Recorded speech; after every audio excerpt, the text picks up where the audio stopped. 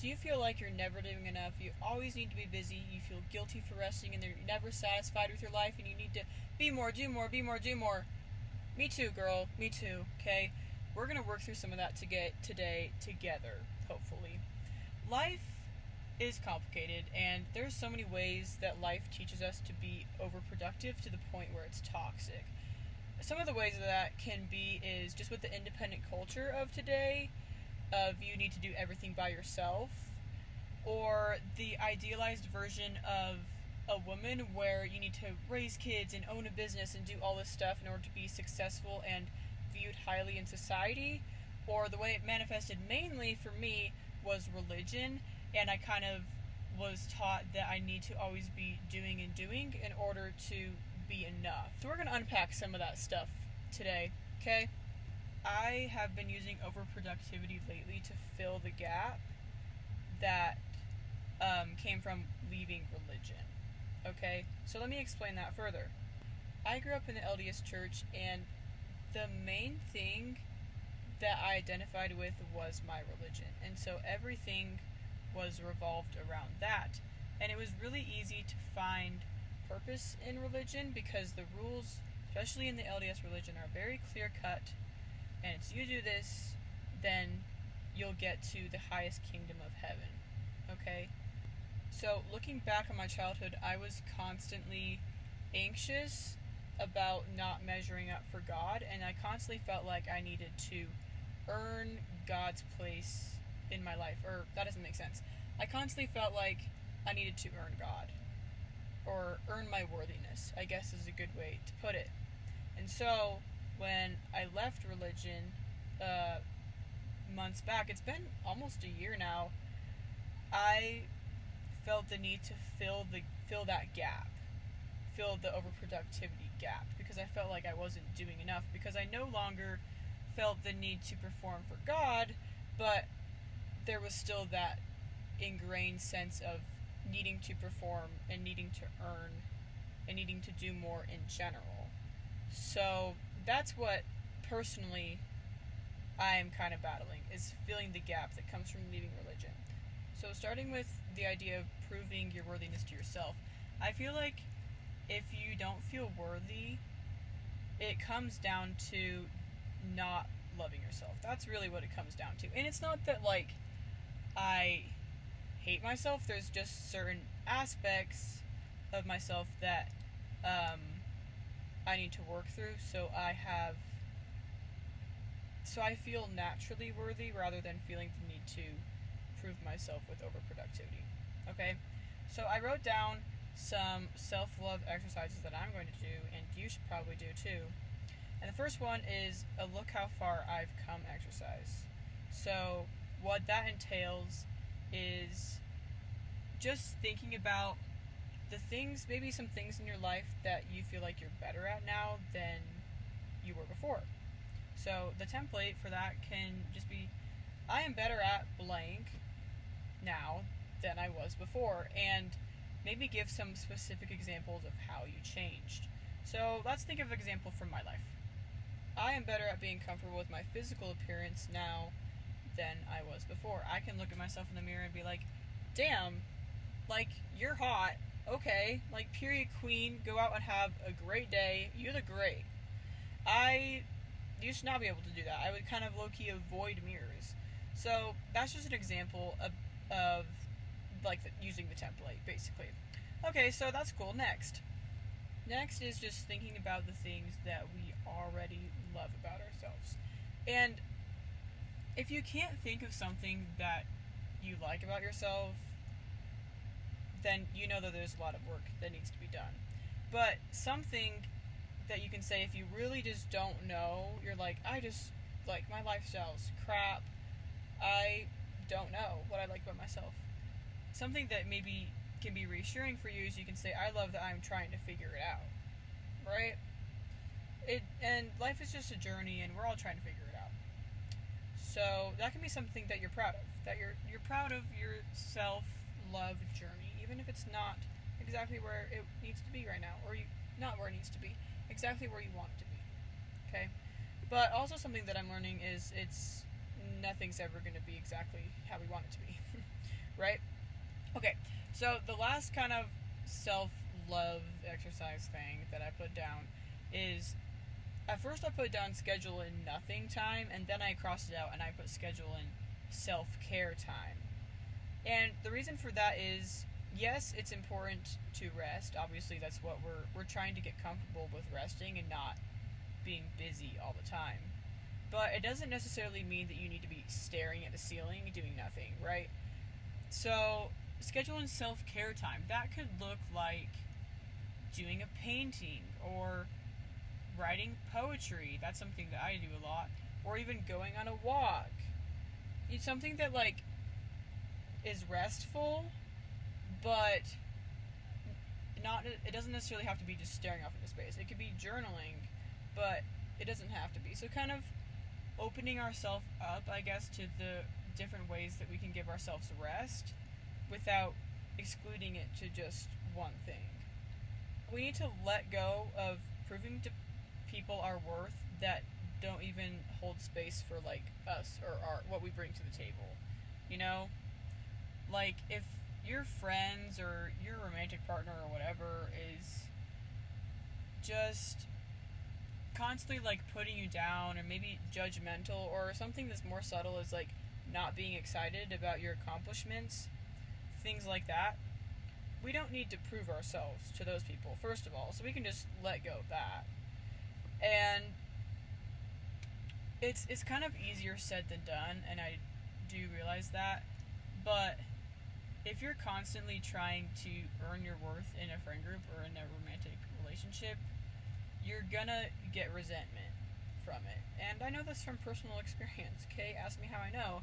I know this doesn't, like, directly have something to do with overproductivity, but, like, let me explain why I'm talking about this. If you're constantly trying to give everything to everyone, sure, it's not necessarily like doing a project that's super physical, but it's still like being overproductive in a way. You know what I'm saying? By just trying to, I don't know, like, go to every social function and always be like the therapist friend, and to give the best advice and to have the best humor and to constantly be the friend that, you know, never has any emotions, but you're constantly bearing the emotions of everybody else. It's super draining. It is. And so we need to let go of that expectation of ourselves to be that for everybody else, because we don't need to be everything to everyone, okay? Especially if it's people that can't hold our emotions, you know? Next point, moving on, something that I definitely need to do is ask for advice more, okay? Part of overproductivity is you feel like you need to do it all by yourself. And almost asking for advice and admitting that you need help is kind of like a crush to the ego in a way, if that makes sense. So just opening up to people. It could be like with a project, you could be like, hey, like, I really want to hear your input on this project that I'm doing. Or it could be like in your life, like, man, I'm feeling super burnt out right now. I could really just use a friend to sit here and watch a movie with.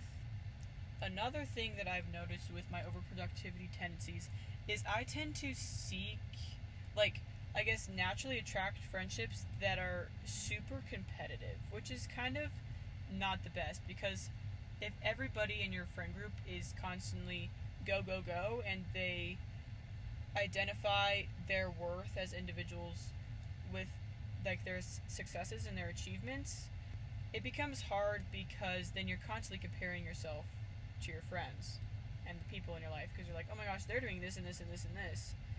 I need to do more and more and more and more, and then tell them about it. So, you know, it's kind of just competitiveness in that way isn't good. It should be that your friends can be there for you when you're just, like, depressed and down in the dumps, you know, and that can be the same what you do to your friends as well. Obviously, healthy competition is good. Like, me and my friends go out and we play sports a lot, you know, that's healthy.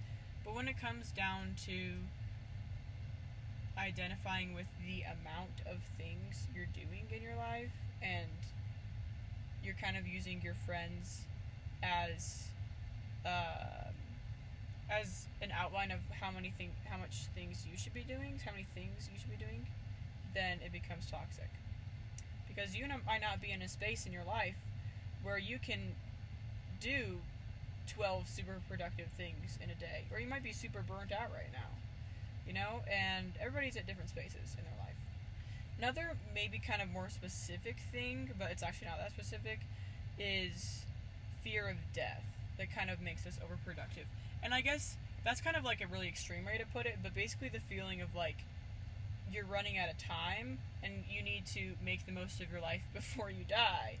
I feel like specifically for me, this is a big fear because of my religious upbringing, because I used to believe that, I would have an afterlife, and so I maybe I didn't feel like I had to do so many things in this life because I didn't have to make the most of this life, was, my previous belief.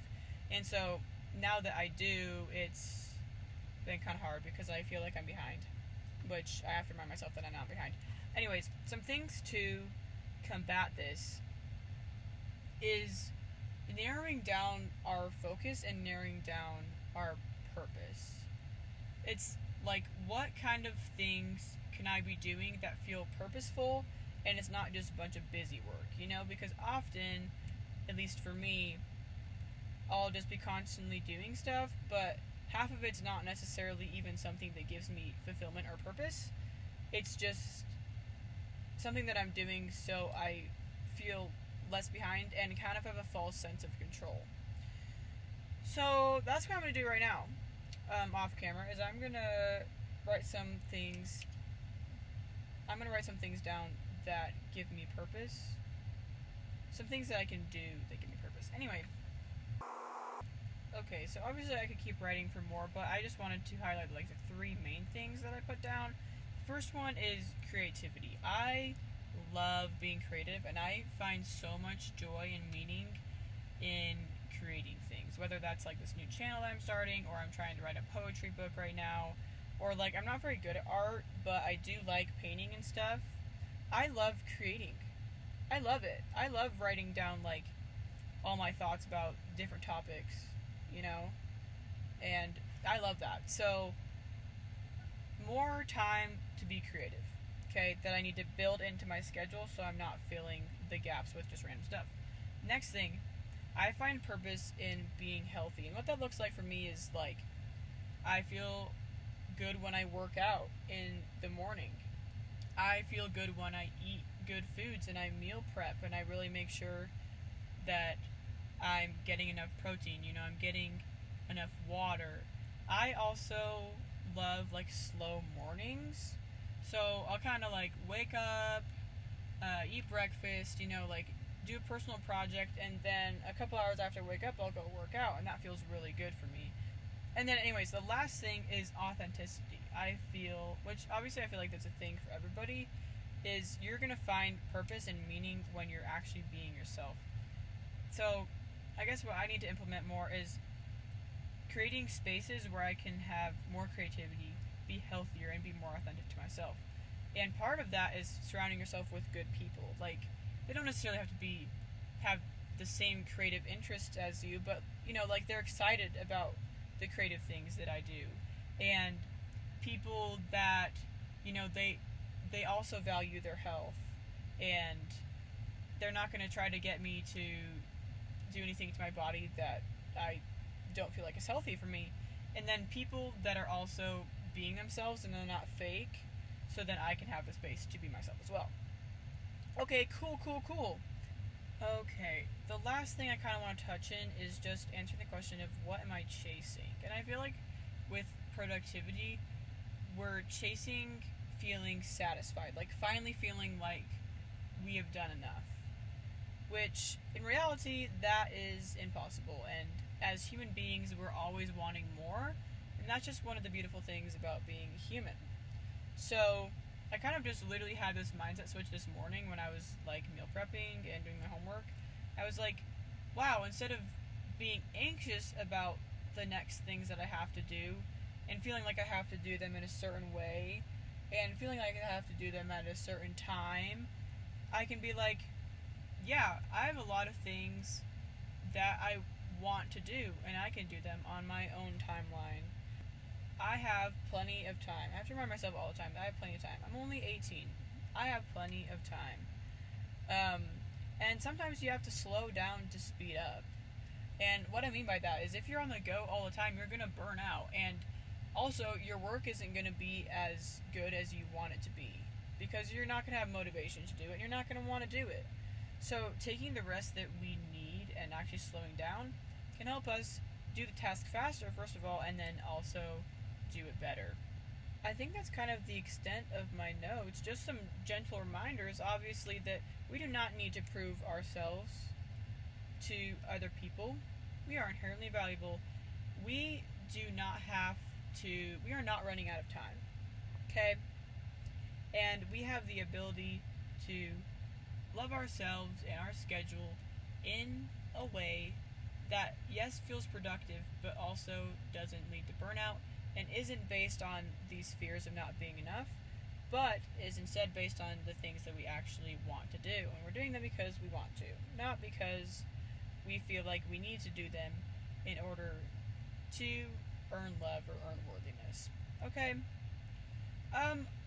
Anyway, I'm not sure how much this video even made sense. Hopefully it made some sense and you related to some of it. My name's Hannah. I'm starting this channel, so pretty much there will be like 3 people that probably watch this video. So that's pretty exciting. And I hope you guys have a great week and you can be productive this week, but not overproductive to the point where it's toxic. And I hope you come back. I have aspirations. I have many aspirations to talk about many things on this channel, including advice, things like this, where we work with stuff together, and Mormonism content and stuff. And also something that I am learning very quickly is that I am bad at outros, and I make them way too long, so we're just gonna cut it out right now.